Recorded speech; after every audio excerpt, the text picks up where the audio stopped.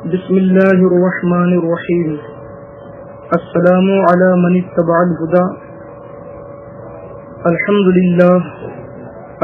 للہ العلی الاکبر والصلاة والسلام علی سید البشر وعلى آلہ واصحابہ السرج الغرر. اما بعد فاعوذ باللہ من الشیطان الرجیم. بسم اللہ الرحمن الرحیم. ولا تلبسوا الحق بالباطل وتكتموا الحق وانتم تعلمون. وقال الله تعالى في مقام آخر فمن اعتدى عليكم فاعتدوا عليه بمثل ما اعتدى عليكم. صدق الله مولانا العظیم. آج سے غالباً 3 ماہ قبل پاکستان کے ایک بدنام زمانہ نام نہاد ملا ابو ایوب قادری دیوبندی نے سستی شہرت کی لالچ میں ایک آڈیو جاری کر کے عاشق رسول امام اہل سنت مجدد دین و ملت اعلی حضرت الشاہ مفتی احمد رضا خان رضی اللہ تعالیٰ عنہ کی عالمی شہرت یافتہ لاجواب کتاب حسام الحرمین پر نہایت ہی گھٹیا اور بازارو انداز میں سارے علماء اہل سنت والجماعت کو مناظرے کا چیلنج کیا تھا اور خوب بکواسیں بھی کی تھی. اس کے جواب میں اس فقیر محمد اختر رضا خان مصباحی مجددی مہاراج گنجوی خادم التدریس والافتاء دارالعلوم مخدومیہ ممبئی انڈیا نے ایک آڈیو جاری کر کے اس کے چیلنج کو قبول بھی کیا اور اس کی جملہ بکواسوں کا عالمانہ مگر منہ توڑ جواب بھی دے دیا تھا. مولوی ابو ایوب کے چیلنج مناظرہ کا ویڈیو اور اس کے جواب میں اس فقیر کا آڈیو سن لیجئے, سچائی سامنے آ جائے گی. میرا جواب منظر عام پر آنے کے بعد مولوی ابو ایوب اینڈ کمپنی کو مانو سانپ سونگ گیا ہو. تقریباً 2 ماہ تک موت کا سناٹا چھایا رہا. آخر کار اپنی قوم کی آڑ دلانے اور شدید مطالبے سے عاجز آ کر اپنی خصت مٹانے اور اپنی قوم میں اپنا جھوٹا بھرم قائم رکھنے کے لیے مرتا کیا نہ کرتا 2 ماہ کی سخت قد و کاوش اور سرجوڑ محنت کے بعد ایک ویڈیو جاری کیا جس میں مکر و فریب, دسیسہ کاری اور فراڈ بازی کے سوا کچھ بھی نہیں. یہی وجہ ہے کہ اس ویڈیو میں مولوی ابو ایوب خود سامنے نہیں آیا بلکہ اپنے ایک خفیہ بردار چمچے کو اپنا وکیل بنا کر سامنے کھڑا کر دیا. اس لیے اب ضروری ہو گیا ہے کہ اس کے دجل و فریب کا پردہ چاک کر کے اس کی بکواسوں کا دندان شکن جواب دے دیا جائے تاکہ اس کی اور اس کے اکابرین کی اصلیت ساری دنیا کے سامنے آ جائے. نہ تم صدمے ہمیں دیتے نہ ہم فریاد یوں کرتے, نہ کھلتے راز پر بستہ نہ یوں رسوائیاں ہوتی. ادھر آؤ پیارے ہنر آزمائیں تو تیر آزما ہم جگر آزمائیں. آپ نے ہم پر یہ الزام لگایا ہے کہ میں نے اکابر علماء دیوبند کے لیے بڑی بد تہذیبی کا مظاہرہ کیا ہے اور گندی زبان استعمال کی ہے. مولوی صاحب, میں نے تو بموافق حکم قرآنی جزاء سیئۃ سیئۃ بمثلھا آپ کے مولوی ابو ایوب دیوبندی کے بیہودہ مغلظات کا صرف علمی جواب دیا ہے اور آپ تہذیب کی دہائی دینے لگے. آئیے اب آپ کو آپ کے گھر کی تہذیب ہی دکھا دوں. یہ ہیں آپ کے شیخ الہند اور دارالعلوم دیوبند کے صدر المدرسین مولوی حسین احمد ٹانڈوی. انہوں نے اپنی صرف 111 صفحے کی کتاب الشہاب الثاقب میں امام اہل سنت کو 640 گالیاں دی ہیں. جی چاہے تو خود مطالعہ کر لیجیے. یہ تو صرف ایک مثال ہے, ورنہ اگر میں آپ کے اکابر علماء دیوبند کی مایہ-ناز کتب افاضات الیومیہ, تذکرۃ الرشید, تذکرۃ الخلیل, شریعت یا جہالت, آئینہ صداقت اور اشد العذاب وغیرہ سے آپ کی تہذیب کے صرف چند نمونے, مثلا مولوی قاسم نانوتوی اور مولوی رشید احمد گنگوہی کے شرمناک داستان عشق سے لے کر طوائفوں کی بارگاہ میں جلوہ افروزی تک کو بیان کر دوں تو آپ حضرات کے تقدس کا کیسا جنازہ نکلے گا اسے آپ بخوبی سمجھ سکتے ہیں. آپ کی تہذیب دیکھ کر پاکستان کی طوائفیں بھی آپ کے چہرے پہ تھوک دیں گی. ہوشیار کے لیے اشارہ ہی کافی ہے, اس لیے زیادہ پارسائی دکھانے کی ضرورت نہیں. کھل ہی جائے گا بھرم ان کے تقدس کا فراز, پارساؤں کی جو رودات کھنگالی جائے.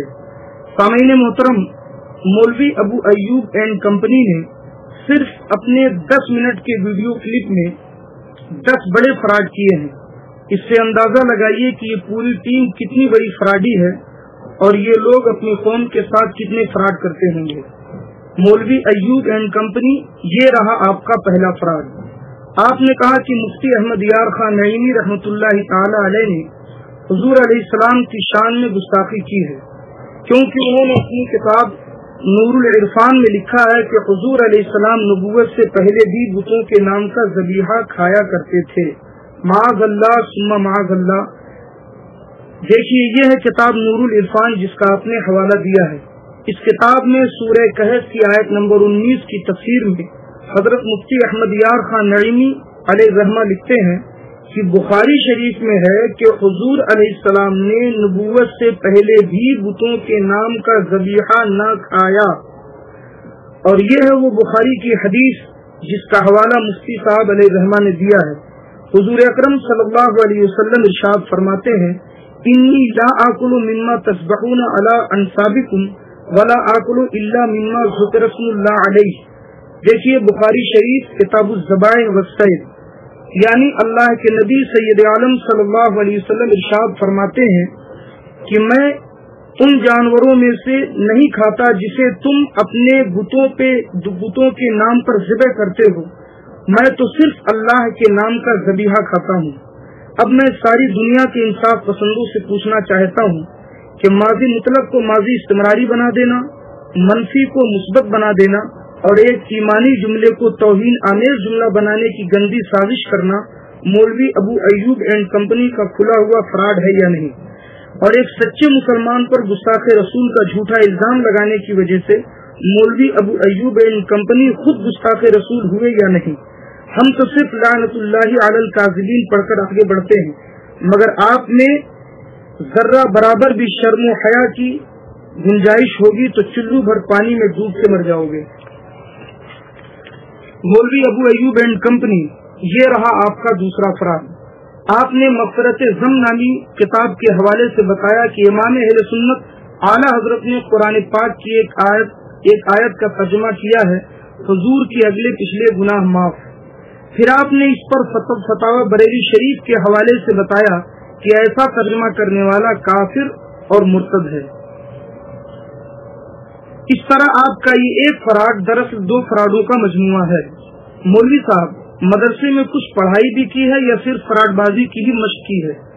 یہ ہے اعلیٰ حضرت کا ترجمہ قرآن کنز الایمان فی ترجمۃ القرآن، جو چھپ کر ساری دنیا میں پہنچ چکا ہے۔ آپ بھی مارکیٹ سے خرید کر پڑھ لیجئے، آنکھوں میں دھول جھونکنے سے حقیقت نہیں چھپتی۔ اعلیٰ حضرت نے قرآن مقدس کے 26ویں پارے میں سورہ فتح کی آیت نمبر 2 کا یہ ترجمہ کیا ہے، تاکہ اللہ تعالی تمہارے سبب سے گناہ بخشے تمہارے اگلوں اور تمہارے پچھلوں کے۔ مزے کی بات یہ ہے کہ جس ترجمے پر آپ نے کفر و ارتداد کا حکم جڑا ہے وہ ترجمہ اعلیٰ حضرت کا نہیں، وہ خود آپ کے اکابر کا ہے۔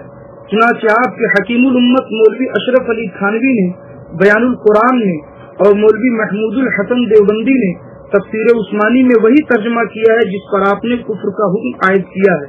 اب خود ہی فیصلہ کر لیجئے کہ آپ کافر ہیں یا آپ کے اکابر۔ اے چشم شعلہ بار ذرا دیکھ تو صحیح، یہ گھر جو جل رہا ہے کہیں تیرا گھر نہ ہو۔ رہ گئی بات فتاوی بریلی شریف کی، تو یہ تمہارا خالص افتراء اور بدترین بہتان ہے۔ اللہ تعالیٰ قرآن مقدس میں ارشاد فرماتا ہے، انما یفتری الکذب الذین لا یؤمنون بآیات اللہ واولئک هم الکاذبون۔ اگر اپنے باپ کی اصلی اولاد ہو تو پورے فتاوی بریلی شریف میں اپنا یہ جملہ کہیں بھی دکھا دو کہ ایسا ترجمہ کرنے والا کافر و مرتد ہے، مگر جس کی اصلی ہی میں خطا ہو اس سے خیانت اور فریب کے علاوہ اور کس چیز کی امید کی جا سکتی ہے؟ الٹی سمجھ کسی کو بھی ایسی خدا نہ دے آدمی کو موت پر یہ بد ادا نہ دے۔ مولوی ابو ایوب اینڈ کمپنی، یہ رہا آپ کا تیسرا فراڈ۔ آپ نے یہ بھی کہا ہے کہ علماء حرمین شریفین نے علماء دیوبند کی تکفیر نہیں کی بلکہ امام احمد رضا اور مولانا نعیم الدین مراد آبادی کی تکفیر کی ہے۔ کیا یہ 21ویں صدی کا سب سے بڑا جھوٹ نہیں ہے؟ ہم پھر اپنا جملہ دہراتے ہیں کہ اگر تمہاری اصل میں خطا نہیں ہے تو لاؤ علماء حرمین کا وہ فتویٰ، وہ دستاویز جس میں اعلیٰ حضرت اور سید نعیم الدین مراد آبادی رحمہم اللہ کی تکفیر کی گئی ہے۔ مگر آج سے تقریباً 113 سال پہلے علماء حرمین شریفین نے، جن میں حنفی، مالکی، شافعی، حنبلی چاروں مسالک کے علماء موجود ہیں، تقریباً 36 مفتیان کرام نے نام بنام تمہارے اکابر کی تفسیر کی ہے، اور یہاں تک لکھ دیا ہے کہ من شک فی کفرہ وعذابہ فقد کفر۔ حسام الحرمین چھپ کر ساری دنیا میں تمہارے کفر و ارتداد کا ڈنکا بجا رہی ہے اور تمہارے سروں پر عذاب الہی بن کر چھائی ہوئی ہے،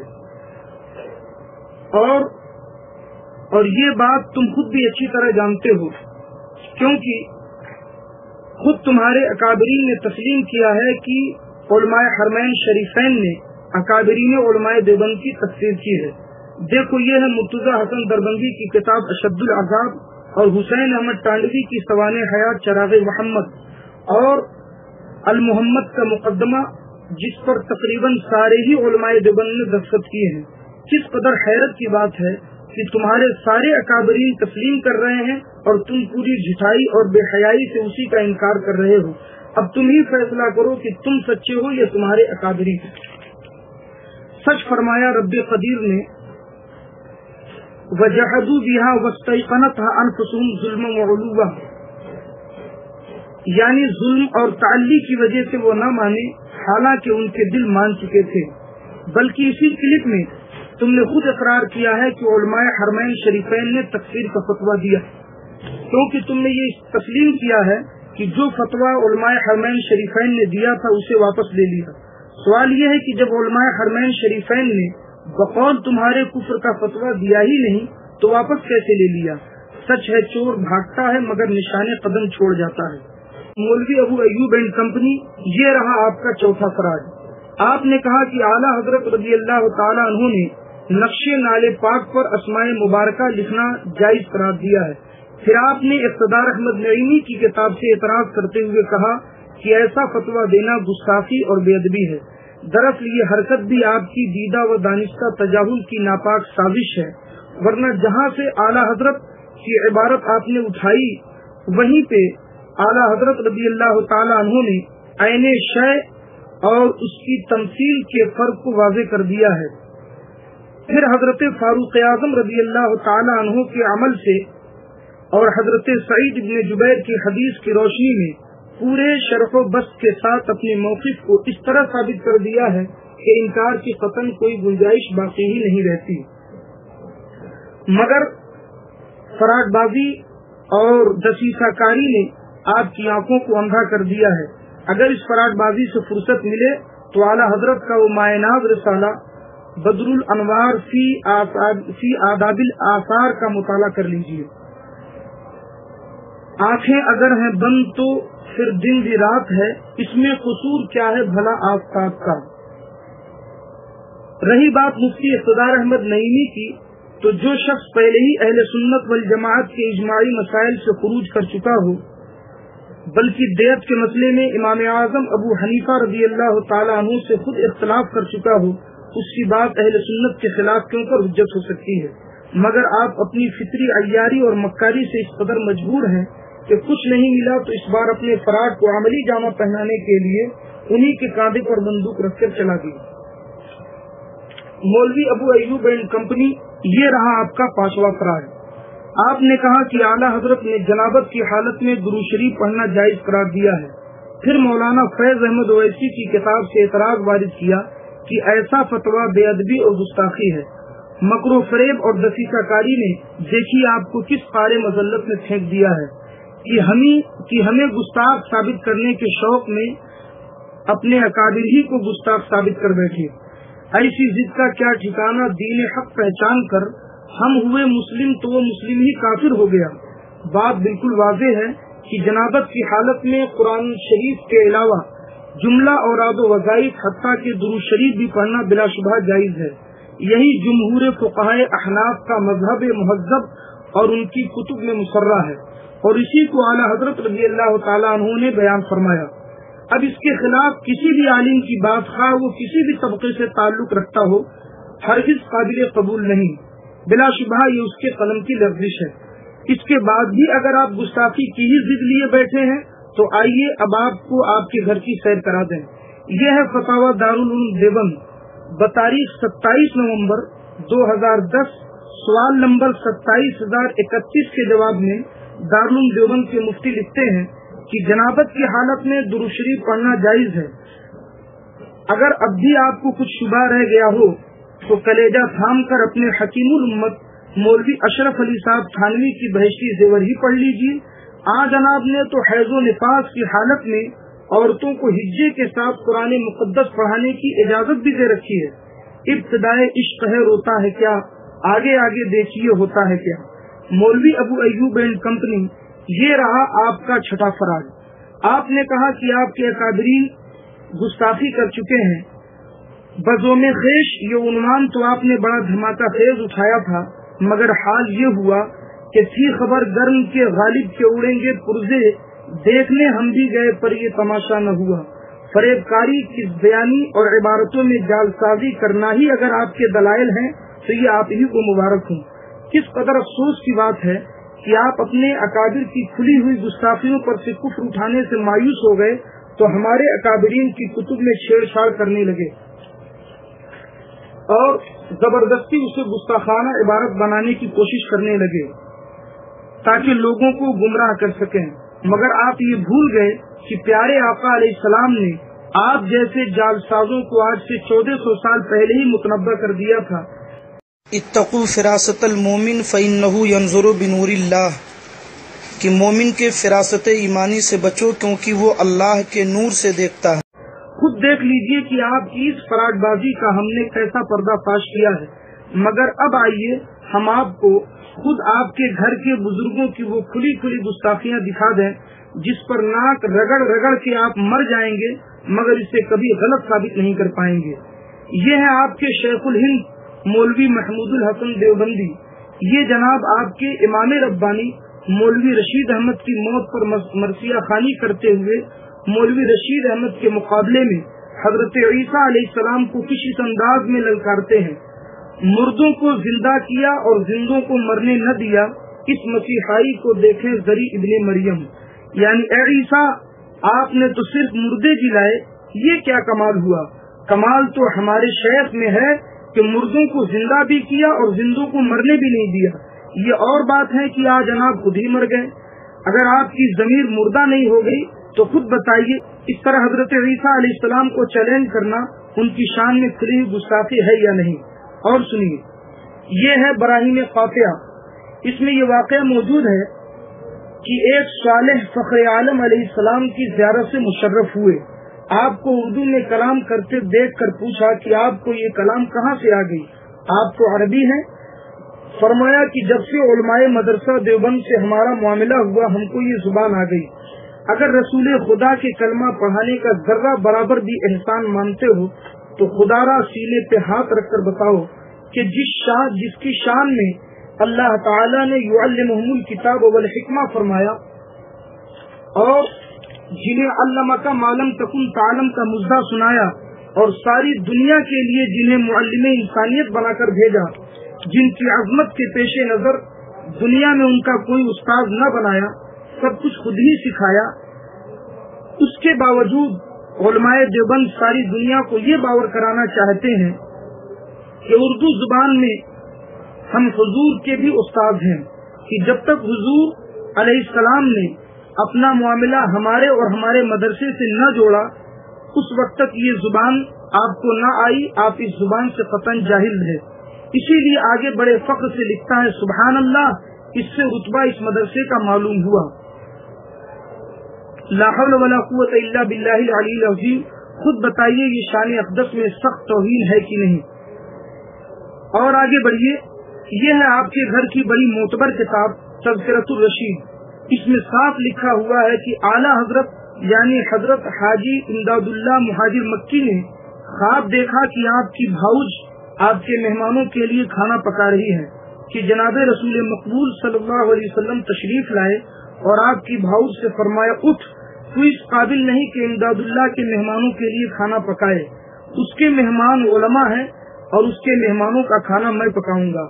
للہ انصاف کیجیے مولوی صاحب، دیکھیے اپنے اکابرین کی شان کو بلند کرنے کے لیے کیسے کیسے بےہودہ خواب گڑھے جا رہے ہیں۔ रसूलुल्लाह की शान में किस कदर गुस्ताखियाँ की जा रही हैं। वहाँ तो शागिर्द ही बनाया था, यहाँ तो अपने मतबक का बावर्ची तक बना डाला। माअज़ल्लाह, अस्तग़फिरुल्लाह। करीब है यारों रोज़ महशर, छुपेगा कुश्तों का खून कब तक, जो चुप रहेगी जुबान खंजर, लहू पुकारेगा आस्ती का। मौलवी साहब, आपके अकाबरीन की गुस्ताखियों की फहरिस्त इतनी तवील है कि फैसला करना मुश्किल है कि किसे बयान करूं, किसे छोड़ूं। याद रखिए, ये उन गुस्ताखियों के अलावा है जिन पर उलमाए हरमैन पहले ही कुफ्र इर्तिदाद का फतवा दे चुके हैं। मगर अब आखिर में आपके हकीमुल उम्मत के रिसाला अल इमदाद पर अपनी बात को खत्म करता हूँ। यह है रिसाला अल इमदाद 1335 हिजरी।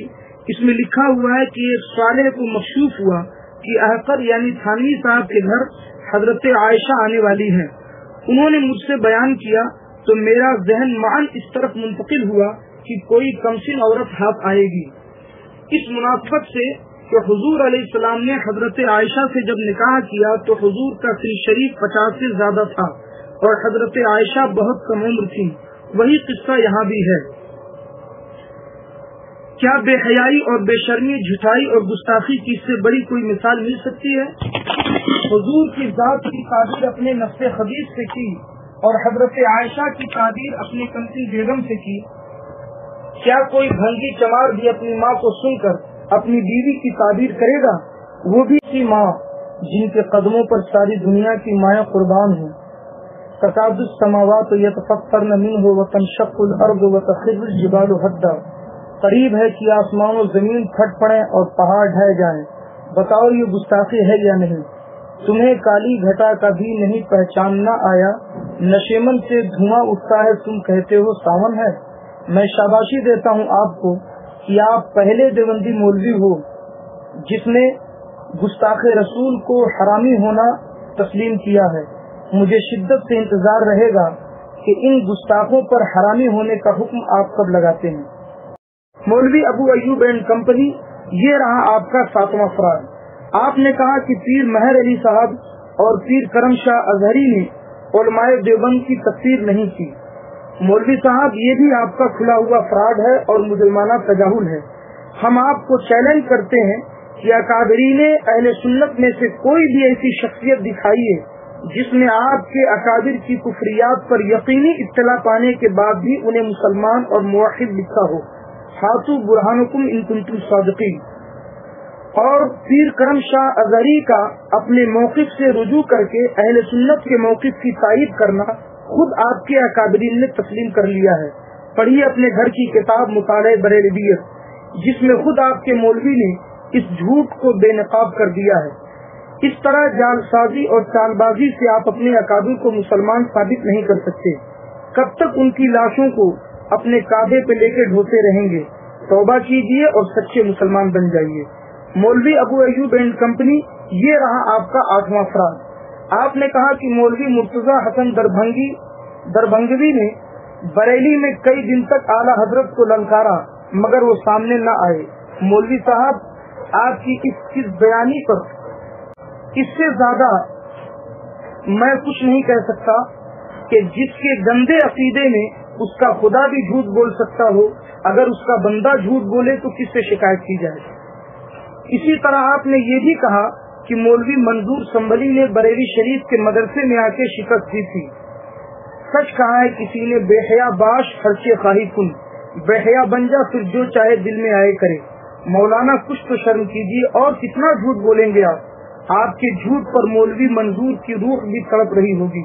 सुनिए, मौलवी मंजूर संभली देवबंदी और हुजूर मुहद्दिस आजम पाकिस्तान हजरत मौलाना सरदार अहमद साहब गोरदासपुरी के दरमियान हिफ्जुल ईमान की नापाक इबारत पर ये तारीख साज मुनाजरा मुहर्रम 1354 हिजरी में अकबरी मस्जिद पुराना शहर बरेली में हुआ था, जिसमें मंजूर संभली ऐसी जिल्लत आमेज शिकस्त के साथ भागे कि जिंदगी भर दोबारा बरेली का रुख नहीं किया। इसीलिए उस तारीखी मुनाजरे का तारीखी नाम कद नद्दा मंजूर है, यानी यकीनन मंजूर भाग गया। आप इसके अदद निकाल लीजिए, इसका अदद 1354 आता है। इसीलिए खुद बरेली के देवबंदियों ने कह दिया कि मौलाना ने तो हमारी नाक कटा दी, मगर आप हैं कि उल्टी ही गंगा बहाए जा रहे हैं। देखिए, یہ ہے مناظرہ بریلی، اس کا مطالعہ کر لیجئے۔ مولوی صاحب آپ کا کون کون سا جھوٹ میں بتاؤں؟ آپ کی پوری کلپ میں جھوٹ اور فراڈ کے علاوہ اور ہے ہی کیا؟ آپ نے تو نہ جانے کس کی تصویر میرے نام کے ساتھ جوڑ دی اور مجھے سے کہتے ہیں یہ لو اپنے ویڈیو میں آنے کا کردار دیکھو۔ لا حول ولا قوت الا باللہ العلی العظیم۔ خرد کا نام جنوں رکھ دیا، جنوں کا خرد، جو چاہے آپ کا حسن کرشمہ ساز کرے۔ مولوی ابو ایوب اینڈ کمپنی، یہ رہا آپ کا نواں فراڈ۔ آپ نے کہا ہے کہ حرمین سے تمہاری کیا عقیدت؟ تم وہاں کے ائمہ کو کافر کہتے ہو، ان کے پیچھے نماز نہیں پڑھتے۔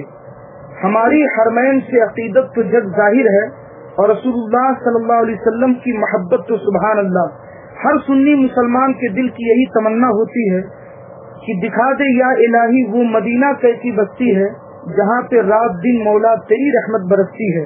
بلکہ ہمارے عشق کا کمال یہ ہے کہ ہمارا فریق مخالف بھی ہمیں عاشق رسول ماننے پہ مجبور ہے۔ پڑھیے اپنے مولانا اشرف علی تھانوی کی سوانح، اشرف السوانح کی جلد اول۔ آپ کے حکیم الامت نے خود تسلیم کیا کہ مولانا احمد رضا خان محب رسول ہیں۔ سبحان اللہ، الفضل ما شہدت بہل اعداء، مدعی لاکھ سے بھاری ہے گواہی تیری۔ مگر آپ کی حرمین سے کیسی عقیدت ہے، اسے بھی سن لیجیے۔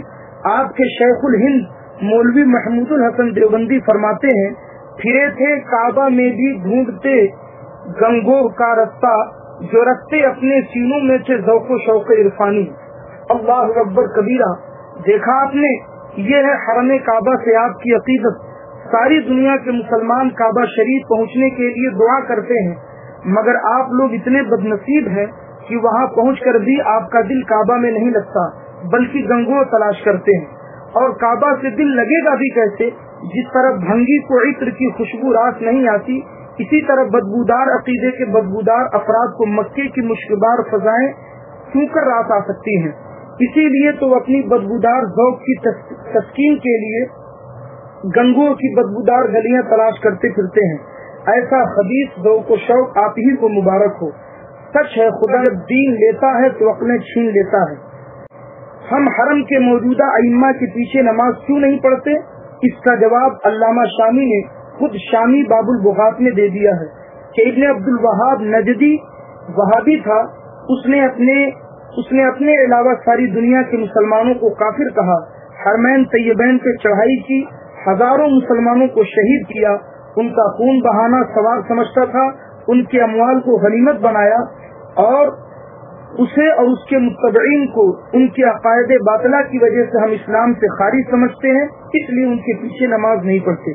مگر آپ تو ان کے پیچھے شوق سے نماز پڑھتے ہیں۔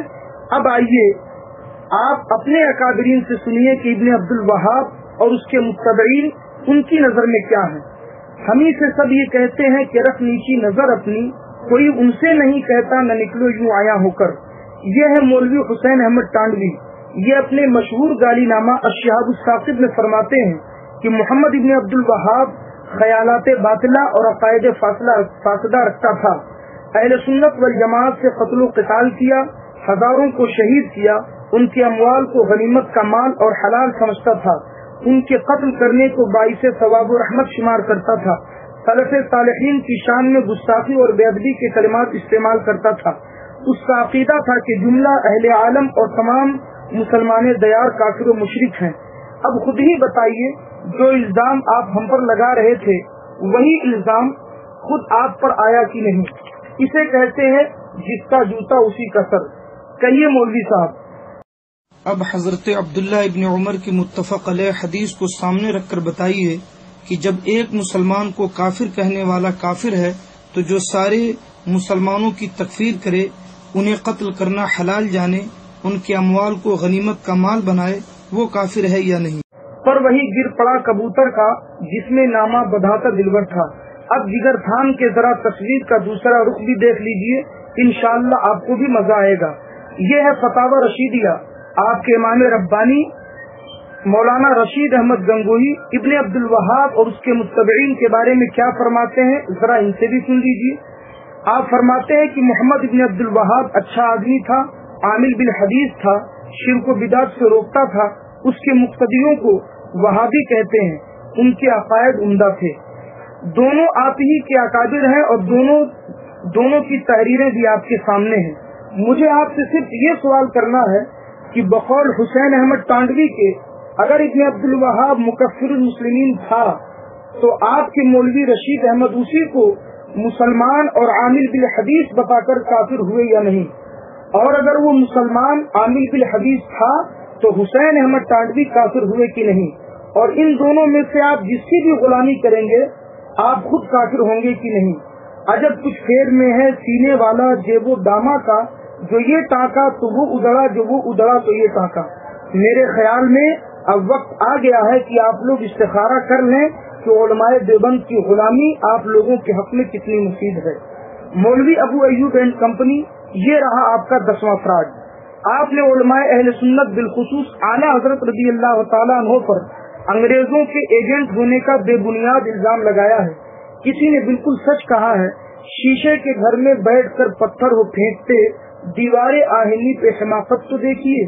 آپ نے جس کتاب کا حوالہ دیا ہے اسی کتاب میں پورے شرح و بسط کے ساتھ ہمالیہ سے بھی زیادہ مضبوط دلائل کے ذریعے اس بے بنیاد الزام کی قلیب کھول دی گئی ہے، مگر لگتا ہے کہ علماء اہل سنت کی دشمنی کی وجہ سے اللہ تعالیٰ نے آپ کو کورے باطن کے ساتھ کورے ظاہر کے عذاب میں بھی مبتلا کر دیا ہے کہ کوئی سچی صحیح بات نظر ہی نہیں آتی، اور نظر آئے بھی تو کیسے؟ آنکھ والا تیری رحمت کا تماشا دیکھے، دیدہ کور کو کیا آئے نظر کیا دیکھے۔ مگر آئیے ہم آپ کو انگریزوں کے کچھ ایسے وفادار ایجنٹوں اور زرخرید غلاموں سے ملاقات کراتے ہیں جن کے اقراری بیان کے بعد پھر کسی اور دلیل و ثبوت کی ضرورت ہی باقی نہیں رہ جاتی۔ یہ دیکھیے، یہ ہے آپ کے گھر کی کتاب مکالمۃ الصدرین، اس کے مرتب مولوی طاہر احمد قاسمی ہے، یہ رحمانی پریس دہلی سے چھپی ہے۔ مولوی حفظ الرحمان صاحب جو جمعیت علماء ہند کے ناظم ہیں، آپ خود اندازہ لگائیں یہ کتنی معتبر شخصیت ہیں۔ وہ خود اقرار کرتے ہوئے فرماتے ہیں کہ مولوی الیاس صاحب کی تبلیغی تحریک کو حکومت برطانیہ کی طرف سے بذریعہ حاجی رشید احمد صاحب روپیہ ملتا تھا۔ سنا آپ نے؟ سچ ہے مدعی لاکھ پہ بھاری ہے گواہی تیری۔ آپ سے میں صرف یہ پوچھنا چاہتا ہوں کہ گاؤں گاؤں نگر نگر ڈگر ڈگر کلمہ اور نماز کی تبلیغ کرنے والی خالص اسلامی تبلیغی جماعت کو تسلیس کے پجاری آخر کس کام کے عوض کتنی بھاری رقم دیا کرتے تھے؟ دال میں کچھ تو کالا ہے یا پوری دال ہی کالی ہے؟ اب اس کے جواب میں مولوی شبیر احمد دیوبندی نے جو سنسنی خیز بیان دیا ہے، اس نے تو اکابر دیوبند کے چہرے سے حب الوطنی کے بہروب کا سارا مکھوٹا اتار کر ساری دنیا کے سامنے انہیں بالکل ننگا کر دیا۔ فرماتے ہیں کہ مولوی اشرف علی صاحب ہم سب کے مسلم بزرگ اور پیشوا تھے، مگر ان کے بارے میں بھی بعض لوگوں سے کہتے سنا ہے کہ ان کو بھی حکومت کی طرف سے 600 روپیہ ماہوار ملتے تھے۔ کیا اس کے بعد بھی کسی اور ثبوت کی ضرورت باقی رہتی ہے؟ مولانا اشرف علی تھانوی پر انگریزوں کی یہ کرم فرمائی اندرون خانہ کسی گہرے رشتے کی غماز نہیں ہے۔ ہر ماہ پابندی سے اتنی بڑی رقم کس خدمت کے عوض میں دی جاتی تھی؟ اب خود ہی فیصلہ کر لیجئے کہ انگریز حکومت علماء دیوبند پر اس قدر مہربان کیوں تھی؟ کچھ تو ہے جس کی پردہ داری ہے۔ اگر اب بھی کوئی شک و شبہ باقی رہ گیا ہو تو دل تھام کر اپنے امام ربانی مولوی رشید احمد صاحب گنگوہی کا یہ اقراری بیان سن لیجیے۔ یہ ہے آپ کے گھر کی کتاب تذکرۃ الرشید۔ مولوی رشید احمد صاحب فرماتے ہیں بعض کے سروں پر موت کھیل رہی تھی، انہوں نے کمپنی کے امن و عافیت کا زمانہ قدر کی نگاہ سے نہ دیکھا اور اپنی رحمدل گورنمنٹ کے سامنے بغاوت کا علم بلند کر دیا۔ کسے کہتے ہیں جب پیار کیا تو ڈرنا کیا؟ شاباش، وفادار ہو تو ایسا۔ لیجیے صاحب، ڈنکے کی چوٹ پر آپ کے امام ربانی کا یہ بیان آپ کے سامنے ہے۔ وہ انگریز جو سارے مسلمانوں کے خون سے ہولی کھیل رہا تھا، علماء کو شہید کر کے ان کی املاک کو تباہ کر رہا تھا، آپ کے امام ربانی اسے رحمدل گورنمنٹ اور اس کے ظالمانہ دور حکومت کو امن و عافیت کا زمانہ بتا رہے ہیں۔ تھوڑا اور آگے بڑھیے، انگریز بہادر سے وفاداری اور جانثاری کا خود اقراری بیان بھی سماعت کر لیجیے۔ اسی کتاب میں آگے فرماتے ہیں جب میں حقیقت میں سرکار کا فرما بردار ہوں تو اس جھوٹ سے میرا بال بھی بیکار نہ ہوگا، اور اگر مارا بھی گیا تو سرکار مالک ہے، اسے اختیار ہے جو چاہے کرے۔ دیکھا آپ نے کتنے حوصلے سے آپ کے امام ربانی نے انگریز سے اپنی وفاداری کا اقرار کیا ہے اور خدا کو چھوڑ کر تثلیث کے پجاریوں کے در پہ اپنی زندگی کی دہائی دی ہے۔ کیا اس کے بعد بھی علماء دیوبند کے انگریز نوازی کی کوئی اور سند چاہیے؟ الجھا ہے پاؤں یار کا زلفے دراز میں، لو آپ اپنے دام میں صیاد آ گیا۔ آپ نے یہ بھی کہا ہے کہ آپ انڈیا آ کر ہمیں گستاخ رسول ثابت نہ کر سکے تو آپ کو ممبئی کے چوراہے پر سولی پر لٹکا دیا جائے۔ ہم وعدہ کرتے ہیں کہ آپ کی یہ خواہش انشاءاللہ ہم آپ کی مرضی کے مطابق ہی پوری کریں گے۔ آپ تشریف تو لائیے، اطمینان رکھیے، آپ کو لٹکانے کے لیے پھندا تیار ہے۔ سرفروشی کی تمنا اب ہمارے دل میں ہے، دیکھنا ہے زور کتنا بازوئے قاتل میں ہے۔ ہمیں لگتا ہے کہ مناظرے کا نام سن کر بدحواسی کی کچھ ایسی کیفیت آپ پر طاری ہو گئی ہے کہ ابھی سے آپ اپنا ذہنی توازن کھوتے جا رہے ہیں۔ سوچئے، ہم نے آپ سے 2 مطالبے کیے تھے مگر آپ نے ان میں سے ایک بھی مطالبہ پورا نہیں کیا۔ میرا پہلا مطالبہ یہ تھا کہ میں نے آپ سے کہا تھا کہ آپ اپنے لیٹر پیڈ پر مجھ سے مناظرہ کرنے کی منظوری کا تصدیق نامہ دے دیجیے، اور آپ نے اپنے شاگرد کو ہم سے بات کرنے کا وکالت نامہ تھما دیا۔ یہ آپ کی بدحواسی ہے کہ نہیں؟ تصدیق نامہ اور وکالت نامہ میں کچھ فرق سمجھتے ہیں کہ نہیں؟ ثانیاً، میں نے آپ سے انڈیا آ کر مجھ سے مناظرہ کرنے کی بات کی تھی، پر الٹے ہی آپ اپنا اکاؤنٹ نمبر دے کر مجھ سے ویزے اور ٹکٹ کا پیسہ مانگنے لگے، اور یہ بھی خیال نہ رہا کہ خود آپ کے امام ربانی مولوی رشید احمد گنگوہی نے فتاوی رشیدیہ میں صاف صاف لکھ دیا ہے کہ بینک میں روپیہ جمع کرنا نادرست ہے، خواہ سود لے یا نہ لے۔ انگریزوں سے پیسے مانگنے کی ایسی عادت پڑ گئی ہے کہ کسی کے بھی سامنے ہاتھ پھیلا دیتے ہیں۔ اب سے پیدل تو آپ کو پہلے ہی سمجھ گیا تھا، مگر علمی معیار آپ کا اتنا گرا ہوگا اس کا اندازہ اب ہوا۔ لگتا ہے آپ کی ابتدائی کتابیں بہت کمزور ہیں۔ میرا آڈیو آن کر کے پھر سے سن لیجئے۔ میرے الفاظ یہ ہیں: اگر تم انڈیا آتے ہو تو تمہارے سفر کے جملہ اخراجات میری مناظرہ کمیٹی برداشت کرے گی۔ مولوی ابو ایوب اینڈ کمپنی، اب آپ خود ہی بتائیے، آپ کا انڈیا آنے سے پہلے مجھ سے سفر کے اخراجات کا مطالبہ کرنا آپ کی اعلیٰ درجے کی جہالت اور غائب درجے کی بدحواسی ہے یا نہیں؟ اگر اب بھی نہیں سمجھے تو سنیے میرا یہ جملہ کہ اگر تم انڈیا آتے ہو تو تمہارے سفر کے جملہ اخراجات ہماری مناظرہ کمیٹی برداشت کرے گی۔ میرا یہ جملہ شرطیہ متصلہ ہے یا نہیں؟ اور شرطیہ متصلہ وضع مقدم پر وضع تالی اور رفع مقدم پہ رفع تالی کا نتیجہ دیتا ہے کہ نہیں؟ تو جب تک وضع مقدم یعنی آپ کا انڈیا آنا نہ ہو، وضع تالی یعنی اخراجات کا مطالبہ کرنا آپ کی کھلی ہوئی جہالت ہے یا نہیں؟ مثلا ایک شخص کہتا ہے کہ اگر تم مکہ آؤ گے تو 1 نیکی کا ثواب 1 لاکھ پاؤ گے، تو اس کا صاف مطلب یہی تو ہوا کہ اگر 1 نیکی کا ثواب 1 لاکھ پانا ہے تو پہلے مکہ جانا ہوگا۔